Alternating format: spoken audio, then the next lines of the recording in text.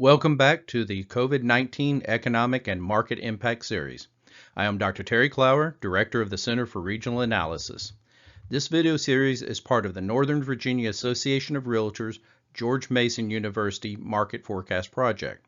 In this video, we take a quick look at unprecedented market conditions in petroleum energy markets. After being relatively stable for more than a year, as you can see here, oil prices started to decline in late 2019 as our historically long economic expansion started to lose steam. Then in early 2020, demand dropped further as the spread of COVID-19 disrupted economic activities across several nations.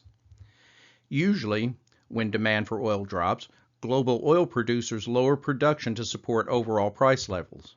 However, on March 8th, at a meeting of OPEC members, Russia refused to go along with Saudi proposed production cuts. The Saudis retaliated with price cuts and production increases, sparking about a 50% drop in spot market prices. Markets received a brief respite when the U.S., Saudi Arabia, and Russia agreed on April 9th to withhold 9.7 million barrels of daily production out of global markets. However, by this time, spot market traders became spooked about where all the excess production that was pumped in March would be stored. On April 20th, we hit an unprecedented event with West Texas Intermediate crude oil prices at the Cushing, Oklahoma market dropping into negative territory. You see, all those price elasticity of demand lessons you were forced to endure in Econ 101 had a purpose.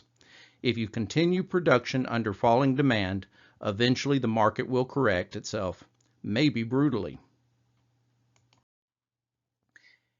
Simply put, with production outstripping demand, we are quickly running out of room to store petroleum products. As reported by the U.S. Energy Information Administration, supplies of crude oil and finished products are at record highs when measured against the pace of demand. As of last week, there was almost 39 weeks worth of demand for crude oil and almost 48 weeks worth of gasoline consumption sitting in storage or in transit. At Cushing, Oklahoma, the site of one of the world's largest petroleum storage complexes, early April estimates show about 72% capacity utilization. But that does not include storage space that has already been booked in advance. IHS Markit suggests that in 7 to 8 weeks, Cushing could be at storage capacity. But remember, it takes between 6 and 7 weeks for a supertanker to deliver oil from the Arabian Gulf to the U.S. Gulf of Mexico, plus unloading time. So that extra production in March largely remains at sea. So on April 20th, some unfortunate spot market traders found themselves owning a bunch of oil in transit with no one wanting to buy it.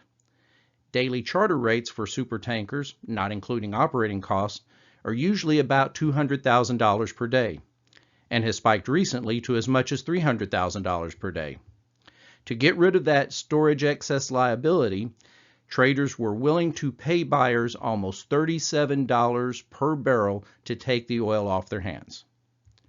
As our previous chart showed, oil prices on the spot markets recovered the next day, but while this unprecedented event is the culmination of several economic and market factors, it is more evident that the COVID-19 pandemic is having broad and unexpected impacts on our economy and the way we live. Please continue to check out our YouTube web channel and visit these websites for more information. In addition, our colleague, Dr. Bernard Weinstein, offers an interesting editorial on current oil prices and the federal gasoline tax for the April 22nd edition of The Hill. Until next time, be well, be safe. Thank you.